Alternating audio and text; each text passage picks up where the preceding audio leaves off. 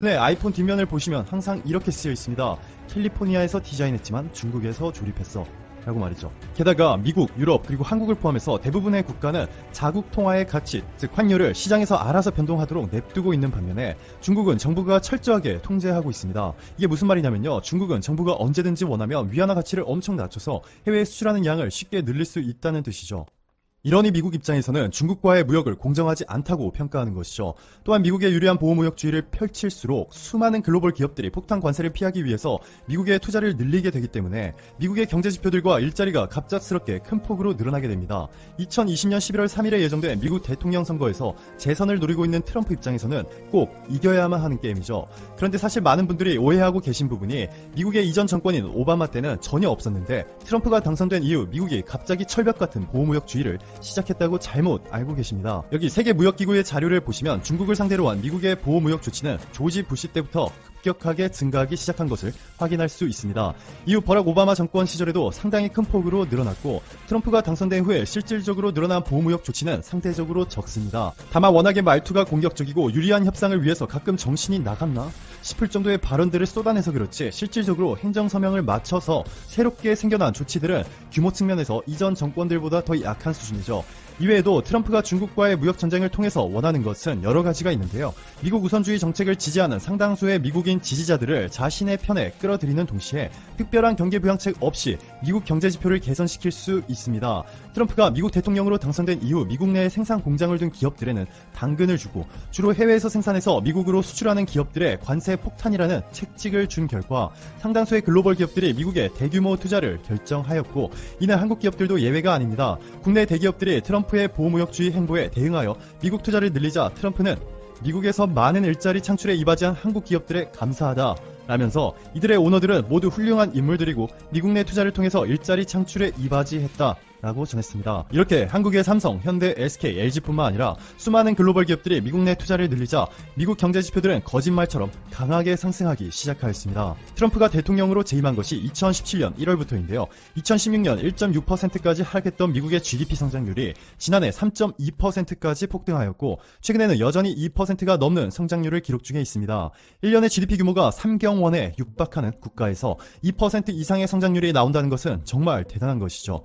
보시는 것처럼 미국의 실업률도 4% 밑으로 떨어져 안정되게 유지되고 있습니다. 무엇보다 트럼프가 그토록 강조하던 중국과의 무역을 통한 무역 적자 규모도 줄어들기 시작하였죠. 자, 보시면 윗부분이 미국이 수출하고 있는 국가들의 비중이고 아래는 반대로 미국이 수입하고 있는 국가들의 비중입니다. 기본적으로 미국은 수출보다 수입을 2배 가까이 많이 하고 있는데요. 때문에 해마다 천문학적인 적자를 기록 중에 있습니다. 그중에서 중국과의 무역에서 발생하는 무역 적자 규모가 가장 많죠. 미국 통계국의 자료에 따르면 지난해 미국이 중국으로부터 수출한 규모는 144조 원이었는데요. 수입은 648조 원에 육박하였습니다. 중국과의 무역을 통해서 503조 원의 적자가 발생하는데요. 지난해 미국의 총 무역 적자 규모가 1050조 원이었기 때문에 절반 정도가 중국의 몫인 거죠. 그런데 최근 이렇게 눈에 띄게 미국의 무역 적자 규모가 줄어들고 있는 데다가 중국이 트럼프에게 큰 선물을 하나 투척해 주었습니다. 바로 미국산 대두 60만 톤을 중국이 구매해 준 것인데요. 여기에 추가로 140만 톤의 미국산 대두에 대해 관세를 면세할 것이고 미국과의 협상이 마무리되면 내년에는 최대 3,500만 톤까지 수입량을 늘릴 수 있는 것으로 전해졌습니다. 단순히 일시적으로 화해하자는 제스처로 보기에는 스케일이 너무나 크죠. 중국이 미국산 농산물을 대규모로 사들인다는 것은 트럼프와의 완전한 화해를 뜻합니다. 지난 2017년 미국 대통령 선거 결과 지도를 보시면 뉴욕, 캘리포니아 등 금융과 테크 기업들이 집중된 곳은 민주당의 힐러리 클린턴이 승리한 반면 미국 중부와 남부 지역들에서는 트럼프가 강세를 보였습니다. 자, 여기 지도 하나 더 보여드릴게요. 미국에서 농사가 어디에서 이루어지고 있는지 나타내는 지도인데요. 신기하게도 트럼프가 승리했던 지역들과 일치합니다. 그런데 미국의 농업 인구는 많지 않고 점점 줄어들고 있는데 뭐가 그렇게 중요하냐? 라고 생각하시는 분들이 계실 수 있는데요. 미국의 선거 방법을 이해하셔야 합니다. 미국은 대통령 후보에 직접 투표하는 방식이 아니죠. 대신에 선거인단에 투표하는데 주마다 배정된 선거인단 수가 다릅니다. 캘리포니아의 선거인단 수가 55명으로 가장 많고 텍사스 38명, 뉴욕 29명, 플로리다 29명 이런 식으로 말이죠. 여기 지도를 다시 보시면 캘리포니아에서는 민주당이 이겼으니 선거인단 55명을 전부 민주당이 가져가게 됩니다. 공화당이 캘리포니아에서 몇 표를 받았던지 상관없이 승리한 민주당이 해당 주의 선거인단 전부를 가져가게 됩니다. 이런 특이한 방식의 대통령 선거를 고집하다 보니 지난 대통령 선거에서 힐러리가 6,585만 표로 트럼프 6,299만 표보다 무려 286만 표 더 많이 받았음에도 트럼프가 대통령으로 당선이 된 것이죠. 자, 이제 트럼프가 왜 이렇게 미국 농부들에게 잘 보이려고 하는지 이해가 될 것으로 생각이 되네요. 이러니 일본의 아베 총리가 옥수수를 사겠다고 했다가 일본 기업들이 못 산다 하니 트럼프의 뚜껑이 열릴 수밖에 없던 이유도 아시겠죠. 그런데 여기서 중국의 미국산 농산물 대량 구매는 트럼프의 가려운 곳을 제대로 긁어준 것으로 내년 선거에서 트럼프가 더 많은 표를 받을 수 있도록 도와준 셈이죠. 트럼프의 재선을 돕는다는 것은 장기적인 우호관계를 추구한다는 것으로 실질적으로 이미 화해를 하였다고 볼 수 있습니다. 물론 한쪽만 보면 안 되겠죠. 중국도 미국에 뭔가 확실히 얻은 것이 있어야 미국과 중국이 확실하게 화해를 했다고 결정 지을 수가 있는데요. 중국이 진정으로 미국에 원하는 것이 뭔지 알아야 합니다. 당연히 시진핑의 장기 집권과 홍콩, 대만을 포함한 지역적 갈등에 미국이 개입하지 않기를 원하는 것은 당연한 것이고, 이러한 문제들보다 더 근본적으로 원하는 바는 따로 있습니다. 현재 중국 경제가 가장 절실하게 필요로 하는 것은 외국인들의 투자입니다.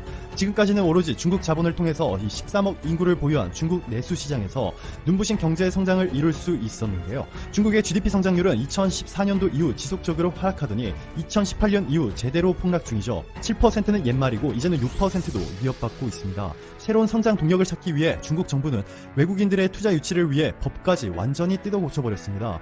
2019년 3월 15일 중국이 새로운 외국인 투자법을 발표하였는데요. 캐나다의 비영리 재단 아시아 태평양 재단에서 이 핵심 포인트들을 잘 요약해 주었습니다. 외국인 투자자들은 특정 시장 접근 네거티브 리스트를 제외한 나머지에서는 중국인 투자자와 동일하게 대우받을 것이고, 외국 자본기업의 공공조달 사업 입찰권을 보장하겠다. 외국 기업들이 중국에서 주식, 채권 등을 발행할 수 있고, 중국의 행정기관이나 직원들이 외국 기업으로부터 중국의 기술 이전을 강요하는 행위를 금지하겠다. 모든 중국 정부 기관은 외국 기업들의 상업적 비밀을 보호해야 한다. 이것 말고도 해외 기업들에 대한 대우가 파격적으로 바뀌고 있는데요. 그동안 미국이 중국에 요구한 자본시장을 개방하라는 조건들과 상당 부분 맞아떨어지고 있습니다. 결정적으로 미국이 이러한 중국의 변화에 즉각 반응하고 있습니다. 블룸버그의 최근 보도에 따르면 블랙록이 텐센트와 협력해 중국 투자를 확대한다는 소식입니다. 블랙록은 세계 최대 규모의 미국 자산운용회사로 올해 6월 30일 기준 운영하고 있는 자산이 무려 8,208조 원. 전 세계 유망한 대기업들의 주식들은 웬만하면 다 보유하고 있습니다. 참고로 한국의 대표 기업인 삼성전자와 SK하이닉스 주식도 5% 이상씩 보유하고 있죠. 이 블랙록이 중국 텐센트의 도움을 받아 여러 가지 방면으로 중국 내 투자를 확대할 것으로 전해졌는데요. 워싱턴 포스트는 미국의 블랙록과 중국 텐센트의 협력을 이렇게 표현합니다. 텐센트는 돈을 추출할 수 있는 플랫폼을 가지고 있으며 블랙록은 그것을 주차할 장소를 제공한다. 라고 말이죠. 이에 화답이라도 하듯 최근 중국 국부펀드가 미국의 대표 투자은행 골드만삭스와 합작 법인을 세워 미국 제조업 분야에 투자를 시작하였습니다. 이는 중국과 미국이 서로 원하는 것을 챙기는 것으로 미중 무역 전쟁에서 핵심 쟁점이었던 중국의 시장 개방 및 해외 투자자들을 중국 투자자들과 차별 없이 권리 보장까지 모두 이미 사실상 해결이 된 것으로 보이죠. 마지막으로 미국이 지난해 5월 블랙리스트에 등장한 화웨이. 하지만 실질적으로 블랙리스트 수출 규제는 계속해서 유예시켜주고 있습니다. 올해 8월 또 한 번 유예 기간을 90일 늘려 11월 19일까지 화웨이는 규제를 받지 않게 되죠.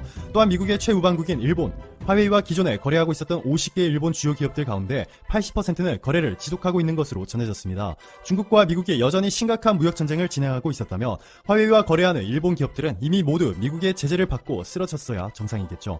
표면적으로는 미국과 중국이 베이징과 워싱턴에서 협상을 수차례 시도했다가 무산되기를 반복하며 아무런 성과 없이 영상감시 기술 업체들에게 제재를 가하게 되면서 반사 이익을 얻을 가능성이 높아진 한국 기업이 있다고 합니다. 그 기업은 바로 한화테크윈인데요. 로이터 통신은 한국의 영상감시 시스템 제조업체인 한화테크윈이 글로벌 선두 업체들인 중국의 하이크비전과 다화에 대한 미국의 제재를 최대한 활용해 점유율을 빼앗을 수 있다고 이야기했습니다. 기사는 이번 제재가 미국이 화웨이에 가한 것과 유사한 것으로 미국이 중국 기업에 대한 감시를 강화함으로써 중국과의 긴장감을 더욱 심화시키고 있다고 전하면서 글로벌 선두인 중국의 이 기업들은 올해 초 미국 정부와의 계약에 대한 금지 조치가 내려진 이후 미국에서의 판매 감소를 보고 있다고 2명의 업계 관계자들이 로이터 통신에 제보했다고 합니다. 이에 한화테크윈의 모회사인 한화에어로스페이스는 미중 무역 전쟁이 발생한 이후 감시 제품에 대한 관심이 높아지고 있다며 미국과 중국 사이의 상황이 변화함에 따라 제품과 솔루션에 대한 소비자의 요구가 높아지고 있다고 밝혔습니다. 또한 기사는 이에 대해 미국 영상감시연구소의 설립자인 존 호노비치가 한화 테크윈이 최근 중국의 인권 침해에 대한 미국의 조치를 최대한 활용하여 이득을 봐야 하며 저렴한 가격에도 불구하고 상대적으로 고품질의 제품을 생산하는 한국 기업인 한화 테크윈은 다화와 하이크비전의 가장 훌륭한 대안이 될 것이라고 언급했음을 전합니다. 방금 소개해드린 사례와 유사한 사례로 북미 시장의 5G 구축에 있어서도 이전부터 미국의 제재를 받아왔던 중국 기업 화웨이가 경쟁에서 사라지면서 삼성과 같은 다른 한국의 기업들이 반사 이익을 볼 수 있는 기회가 열릴 것이라는 분석이 있었는데요. 다시 차려진 미중 무역 협상의 테이블에서 사태가 더 악화되는 우리로서는 최악의 상황이 오게 된다면 우리 기업들이 미중 무역 전쟁으로 인하여 입고 있는 피해와 기회 손실도 더 가중될 것이 자명한데요. 이런 부분들을 감안해서라도 한국 기업들이 이런